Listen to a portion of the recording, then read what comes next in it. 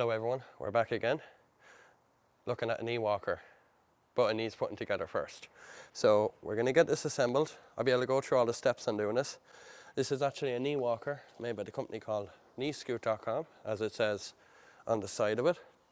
I know this company. There's a company called Go Mobility make these. Again, I'm going to plug any company that is willing to give me products to show in my videos. So no sponsorship or anything, but I'm going to show people's products. We have a bag here as well, and obviously it's all in multiple pieces how it arrives in a box. I've had a quick look on how it comes together, and yeah, what we'll do is we'll pop it together first and then we'll go into more detail on it. So first thing I'm going to do, I actually have not looked at the instruction manual either. So I'm going to do this purposely like that because again, it should be that easy to put together, especially if your one leg is gone because it's in a cast. So see this here? So looking at here where it connects, slots in like that. I assume everything here is going to be what I need. Okay, so there's a big bolt, lock washer, and a main washer. So pop it in the hole here with your main washer on here.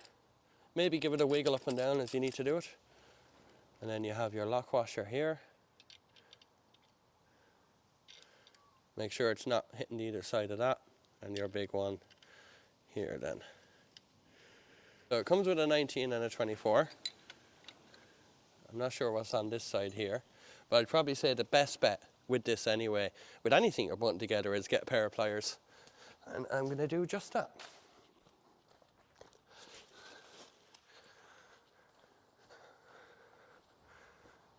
Perfect. I'm just going to hold this here. Again, I'm going to be very careful not to harm the paint. See here, they need to be close together for that to be fully done. You notice that's all, looks like one single washer now.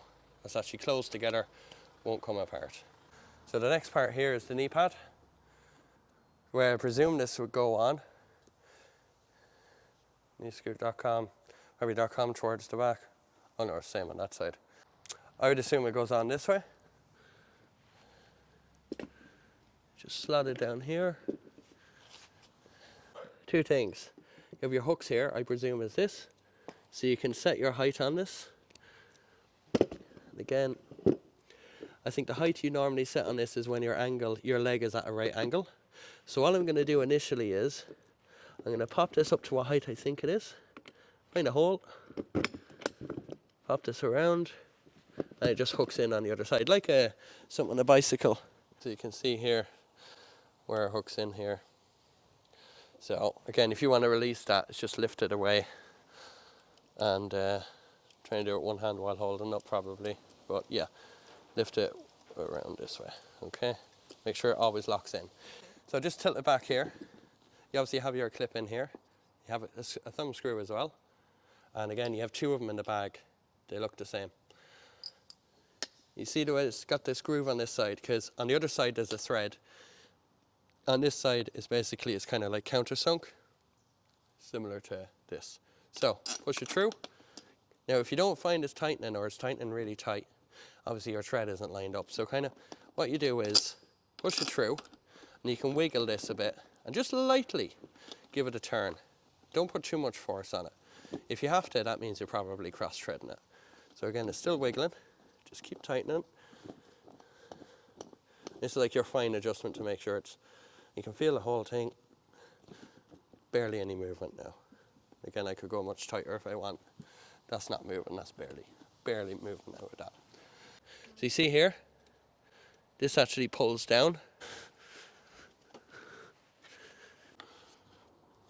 Oh, I'm so used to these. So you see here, I was trying to undo this and I was kind of struggling for a sec. The reason why is when I'm usually undoing these, this thing just falls down, the main handlebar of this. The whole thing just falls down. So when I undone that, I just assumed, I hadn't undone it. But it's that fresh and new, that's proper, that's what you want. It's something substantial. Anyway, reason why we folded this down is I need to get this next section on. Okay, so it makes it easier. I'm gonna put this back up and absolutely ensure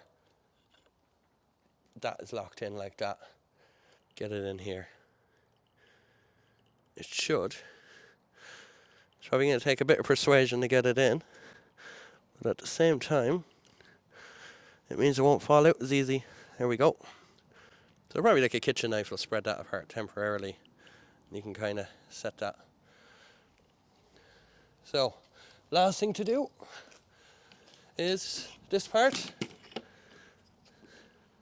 here. So I'm setting my height here. Again, kind of a decent height when my arms are out straight ahead of me when I'm on this. We'll check it all in a minute. Last but not least is the bag. Still got that KneeScoot.com branding on it. So you have a bit of Velcro here, which is for the handlebars. And you also have the one that wraps around the pole here. So I'm going to undo these. First thing I'm going to focus on. And I presume this is going to go on the smaller pole here. And I have it nearly on the fully reduced setting here.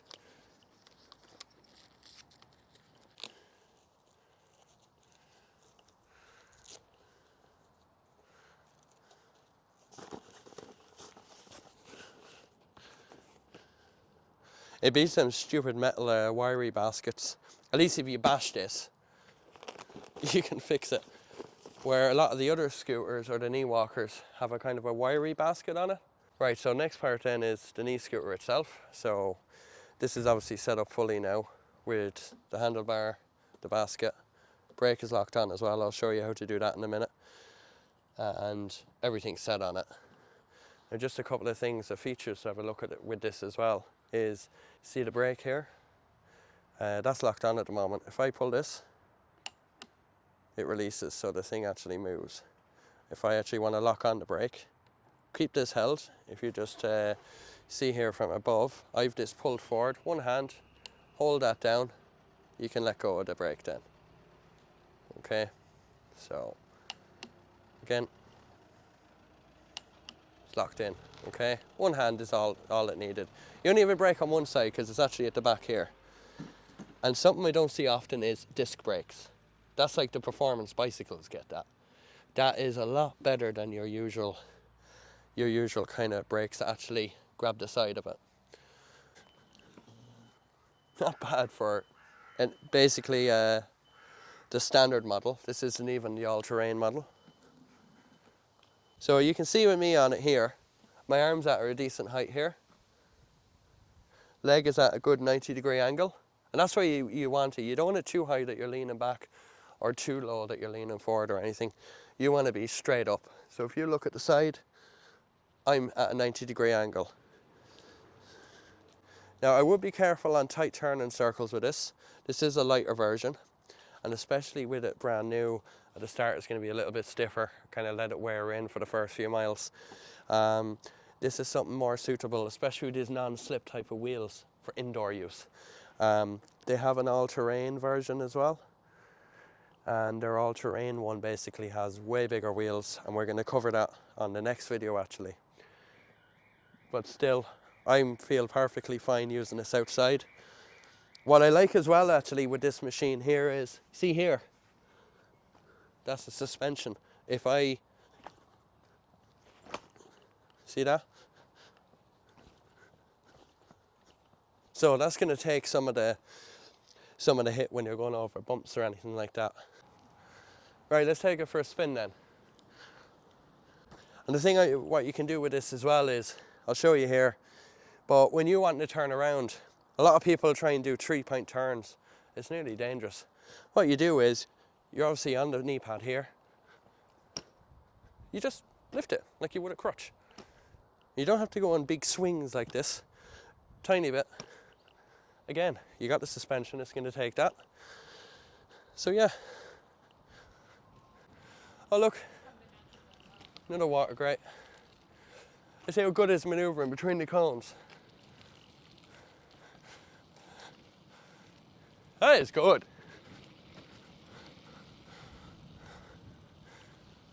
We'll test the all-terrain one, but it's not bad for something that's not the designated all-terrain version.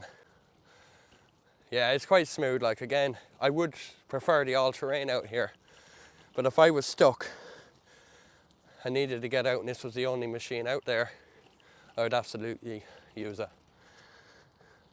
Obviously, I don't think this will fare well on the grass. Not bad.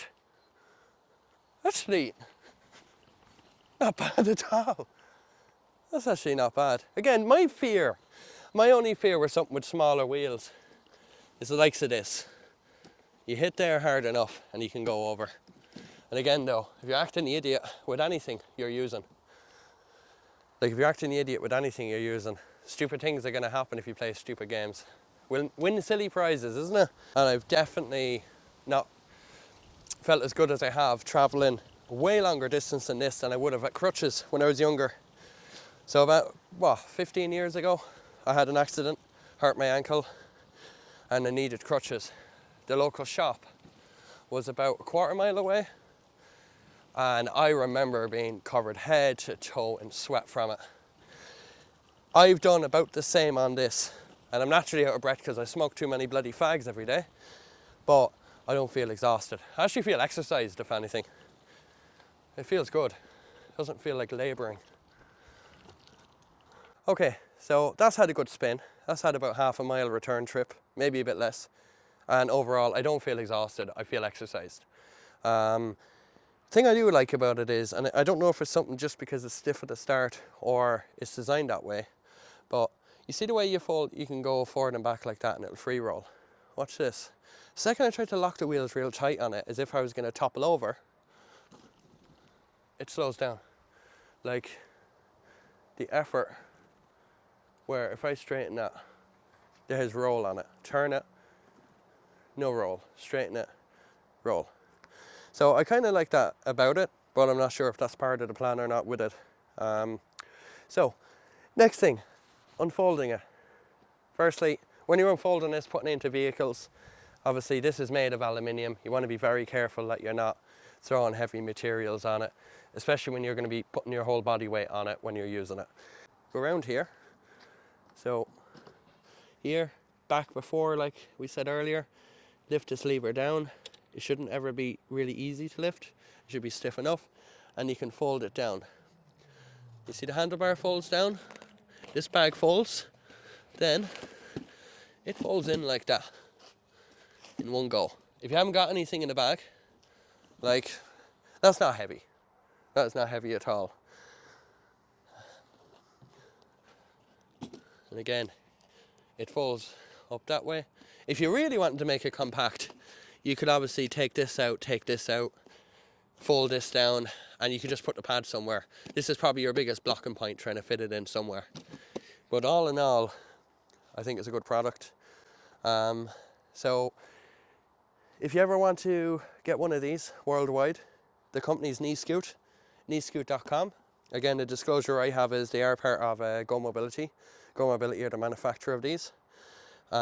If you're in Ireland, or the UK for that matter, or anywhere in Europe for that matter, just contact Go Mobility. Go on to gomobility.ie if you can't find this online. I think they're updating their website, so I'll put the website in the description. And look, if you struggle to get a hold of one of these, what you can do is just leave me a message below, and what I'll do is I'll forward your details on to the company that do these. So yeah, now like I do on the other videos, I like doing these videos for companies. I like plugging them companies that are in the videos. So if you actually want your company to be featured in a video with your product, get in touch with me, leave a comment. This has been the KneeScoot Quad 4 knee walker. This is their standard version, where the other one they offer is an all-terrain version, which is more suited for where we were today, and we'll be testing that in the next week.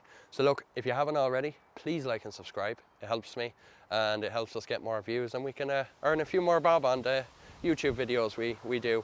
So thanks a million, and we'll see you in the next one. Don't forget to like and subscribe. Bye.